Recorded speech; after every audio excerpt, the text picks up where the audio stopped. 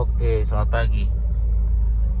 Kita jawab pertanyaan lagi ya, lanjutan kemarin. Kita sama si Kikyo. Halo Kikyo. Nggak usah di absen ya. Sama si Nyonya. Tapi nggak usah di absen katanya.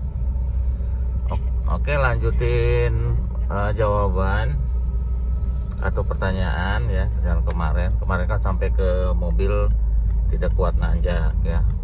Mesinnya ngeraung-raung ya, itu dari koplingnya ya, koplingnya sudah slip.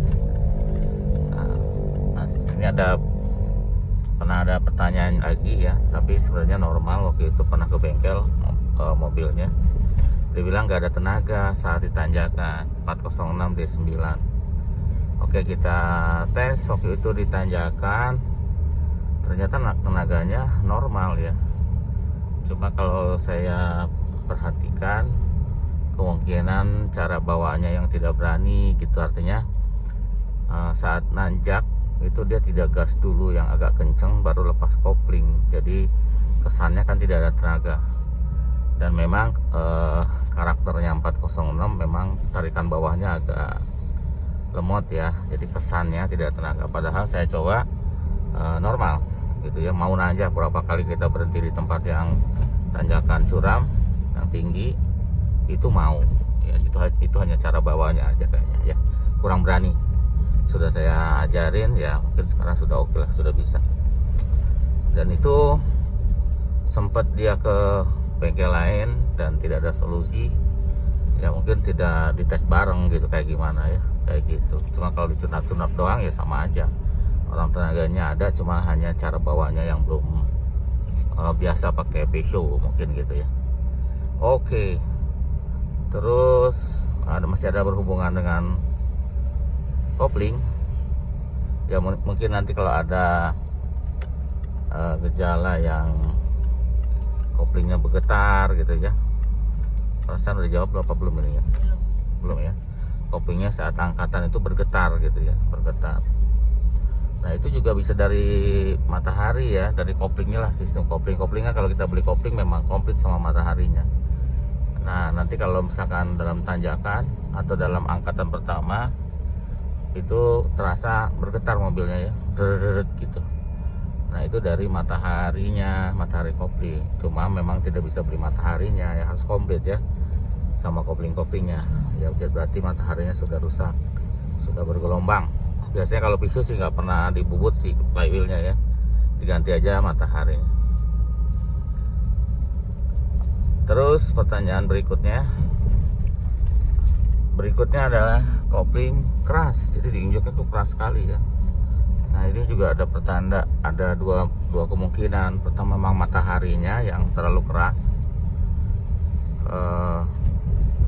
kedua memang koplingnya sudah mau habis ya. Jadi biasanya kalau mau habis dia keras kalau di mobil tertentu ya, kayak mungkin di 406, 405 atau kerasnya berlebihan, atau 306, itu bisa dari kopling mau habis ya. Mungkin kalau dibuka bisa nggak diakalin, misalnya gini ya, kita belum habis tetapi pengen ringan. Nah, itu agak susah ya, soalnya namanya modifikasi memang tidak dianjurkan ya, kecuali memang diminta gitu. Nah untuk yang aman memang untuk modifikasi kopling itu hanya di 406 ya.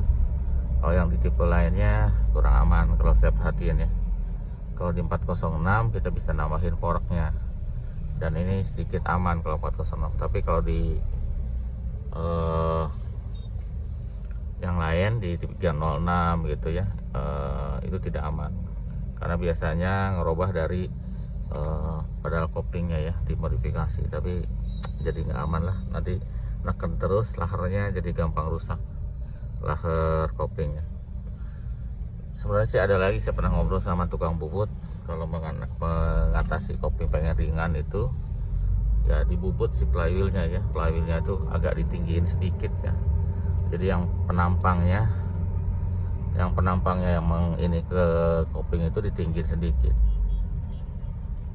sedikit biar dia lebih ringan gitu ya. Jadi yang nempel di kopling kan ada si flywheel nempel di kopling. Nah itu agak sedikit ditinggikan sekitar 4 mili kalau nggak salah dia bilang.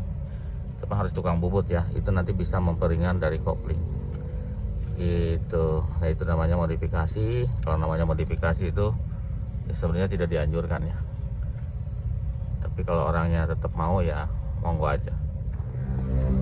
Selanjutnya, jadi pertanyaannya kayak gini, mobilnya nggak ada tenaga gitu ya saat nanjak. Nah itu sebenarnya pernah dialami di mobil saya dulu di 307 ya. Jadi itu memang karakternya ya, 307 sporty manual itu kalau berhenti tepat tanjakan tuh mau nanjak tuh susah ya. Nah itu tidak bisa diapain, memang sudah karakternya. Jadi kayak kemungkinan dari transmisinya terlalu kasar ya ininya perbandingan rasionya. Jadi berat untuk nanjak ya. Kalau kita berhenti di tanjakan itu mau nanjak lagi itu dengan susah payah ya, berat banget ya. Kayak gitu, itu karakter mesin. Nah, jadi nanti bisa juga mobil yang normal seperti tipe-tipe lain, tapi mobil lain normal itu mungkin ada keluhan yang kuat nanjak juga ya, bisa dari mesin, mungkin dari apa ya, kurang tenaga, itu bisa dari mungkin kurang harus tune up, bisa terus apalagi ya, karena mungkin mesinnya sudah ada masalah, atau mesinnya pincang, mungkin bisa dari busi dan segala macam, bisa itu juga nggak ada tenaga ya.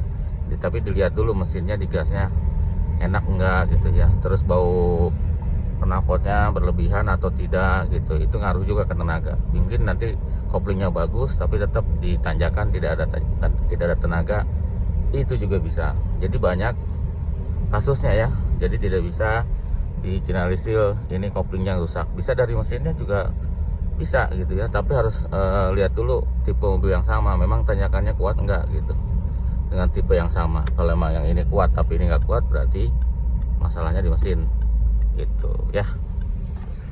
Lanjut ke pertanyaan berikutnya ya. Ini khusus untuk 206, karena ini kasusnya di 206 si koplingnya tuh suka kayak loncat gitu ya, pas diinjak tuh kayak jerek, kayak loncat satu gigi turun ke bawah ya.